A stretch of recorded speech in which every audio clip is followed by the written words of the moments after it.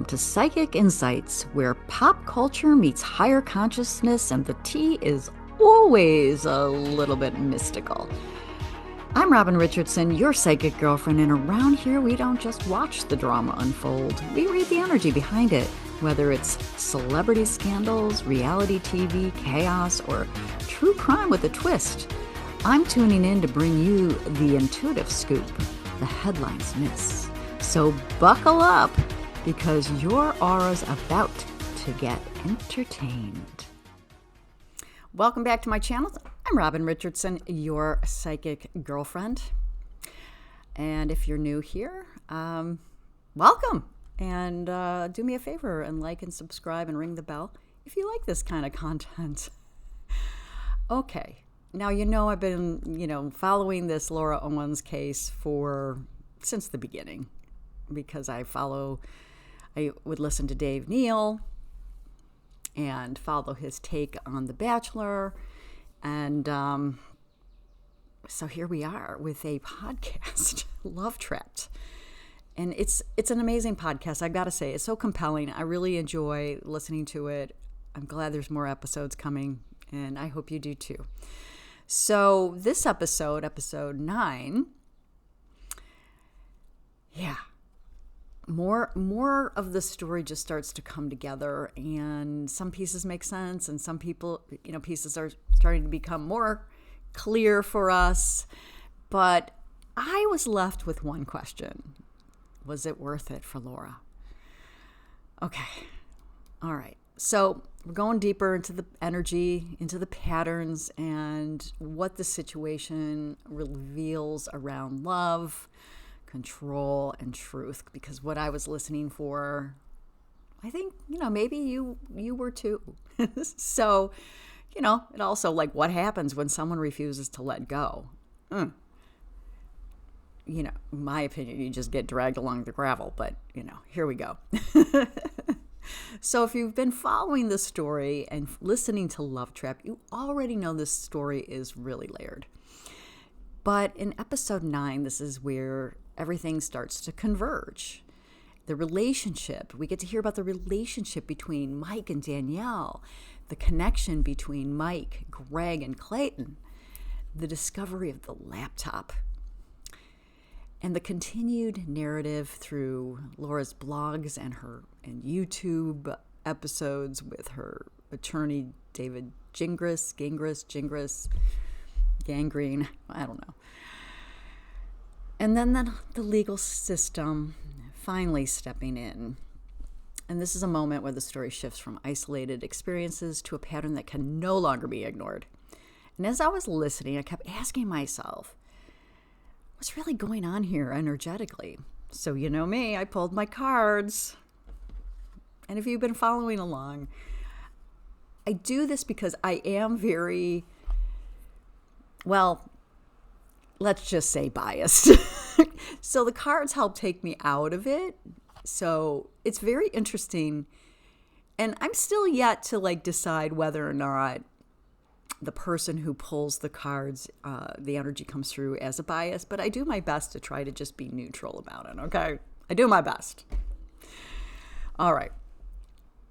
So one of the clearest contrasts in this episode is between Danielle, Mike Maricini's wife,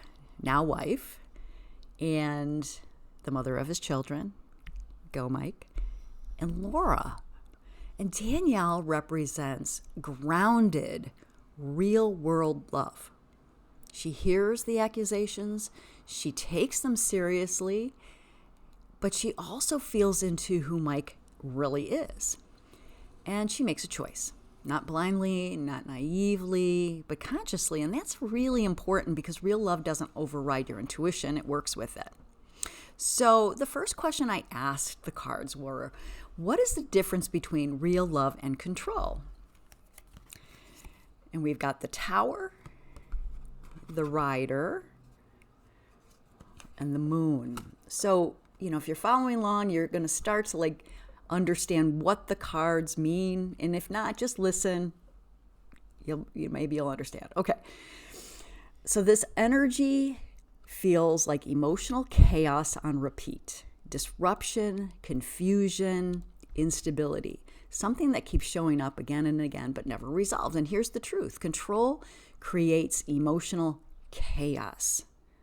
Think about that. Control creates emotional chaos, and love creates emotional safety. And what we're seeing here with Laura and Mike never felt safe. We see it with Danielle. Take notes, people. I'm taking notes. All right. So then we have the pattern between the men, the pattern. Now, there were 4 men mentioned, but we're going to talk about Mike, Greg, and Clayton because they're the ones that are, out and, they're connected to this case and they're in the forefront of the public eye. One person did not want to have anything to do with this. And frankly, yeah, I would want to get out of with my life too. Too bad he didn't join the crowd though, because, just more power. But all right. So initially 3 men didn't know each other, but they found themselves in almost identical situations. And that's not coincidence. That's a pattern. So the second question I asked was, what is the deeper connection, the deeper pattern connecting these men? And this feels like, men being placed into situations. And obviously the deeper connection was woman, crossroads, and scythe. Isn't this an interesting grouping? So men being placed into situations where they're forced to make sudden, high stakes decisions. And the decisions are on the crossroads. Like when we see crossroads on the card, you're trying to make a decision about a pathway. Okay. So decisions that they didn't ask for, they didn't expect. And once they're in it, everything shifts really quickly. And this isn't just relationship dynamics, it's entrapment energy. Hence the name Love Trapped. Okay. Interesting, right? To me it is. I don't know. All right. So let's talk about the laptop, because this is the moment. This is like the star witness, the laptop. It's a forgotten device. It's sitting in storage. I have a couple of those. And it's just basically dead. There's no charger. Danielle has to go find one. And then something says, let's open this up, right? And everything is here. Everything is here. Messages, photos, history, the truth. This narrative can't survive the truth, right? So the question I asked is, what was meant to be revealed through the laptop? And I got whip, repeated patterns, mountain, and the key. The key unlocks things, okay? It either locks things or unlocks things, okay? So however you want to interpret that, okay. This shows prolonged conflict, something that felt impossible to overcome, the final unlocking. The laptop didn't just contain evidence. It unlocked something that had been blocked for years, something within Mike. And here's what I want you to understand. I want you to hear this. Truth doesn't just disappear. It waits. And this laptop's been waiting for a while. All right. So one of the most emotional parts of this episode is hearing that Mike is still afraid, even years later, even in a courtroom, even when he's telling the truth. That's just crazy to me, right? So I asked the question, what is Mike still healing from? I got snake, mice, and fish. And this feels like betrayal that slowly eroded his sense of safety, his stability, not just emotionally, but financially, and his ability to provide. Mike seems like a stand-up guy, right? And we heard that in his episode. We didn't hear any, shady stuff, right? We heard how this impacted his job opportunities, his record, and his life. This didn't just affect his past, it affected his future.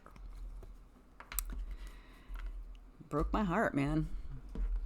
All right, so the question a lot of people have is, like, why can't she let go? Why continue? Why escalate? Why not just walk away? I mean, that's my question. It's kind of like, he's just not that into you. Move on. There's plenty of fish in the sea, I guess. Okay, so the next question I asked was, what is driving the inability to let go? All right, and I got the ship, I got the cross, and I got the bear, which is really interesting in this spread. Okay, it feels like a long-standing emotional burden tied to control, and letting go would mean losing something bigger: power, identity, narrative. And when control becomes survival, letting go doesn't feel like an option.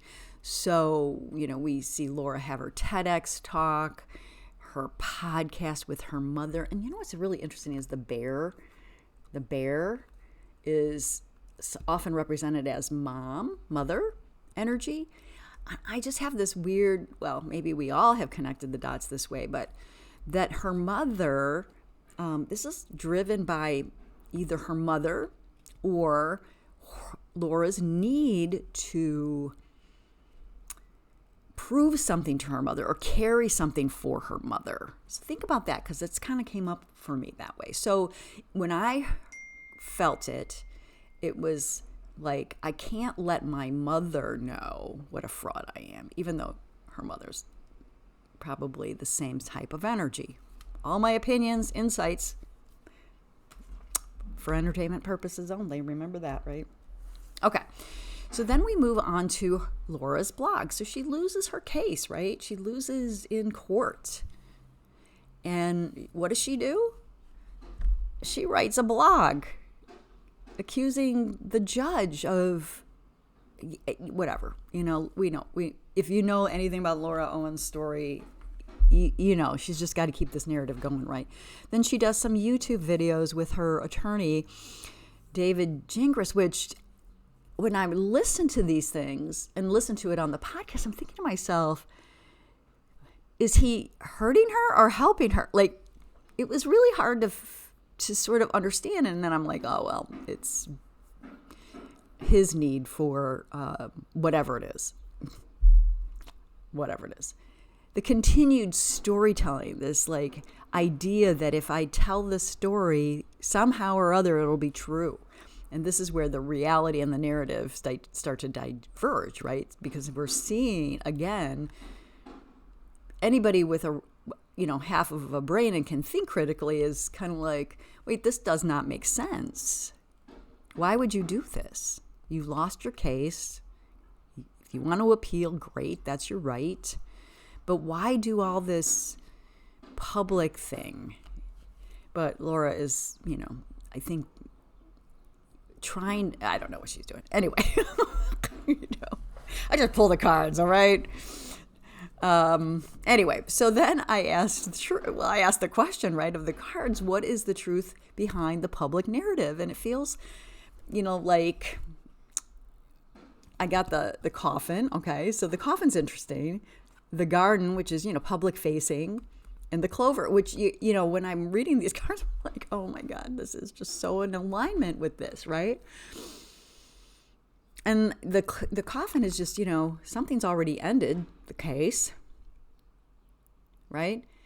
And she's trying to present, or they're trying to present something in a more favorable light, okay?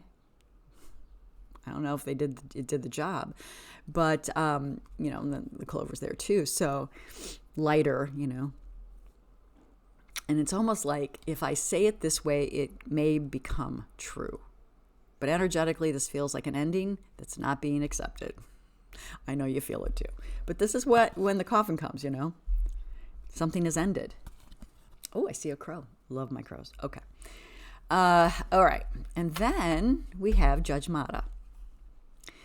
And we have multiple rulings, multiple denials, escalation through appeals, and still the same outcome. And at some point, reality is speaking, right? And it doesn't need to raise its voice. It just holds, and that's her. That's her.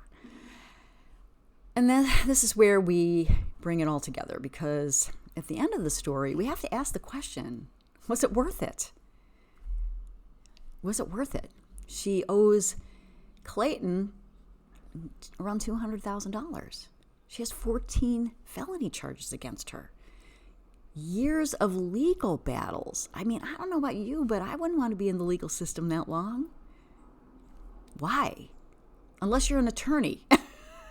Maybe she should have put her energy towards, going to law school or something. But anyway, multiple lives were impacted, and including hers. And a digital record that now cannot be erased. The digital record. We see her blogs. We see all the filings. We see what's going on the laptop. And this is where the energy shifts, because it's no longer about control. It's about consequences. And so my final poll, because I asked this question, what is the long-term outcome? And we got ring, we got lily, we got man, we got book, and anchor, and letter. This is permanent. This becomes documented, as it is with the podcast, all the stuff online, and it's anchored. It will not disappear. It does not disappear. It becomes part of the story. And the story isn't just about one person. It's about what happens when truth is delayed but not denied, because eventually everything will align. My favorite word, align. Everything surfaces and everything connects.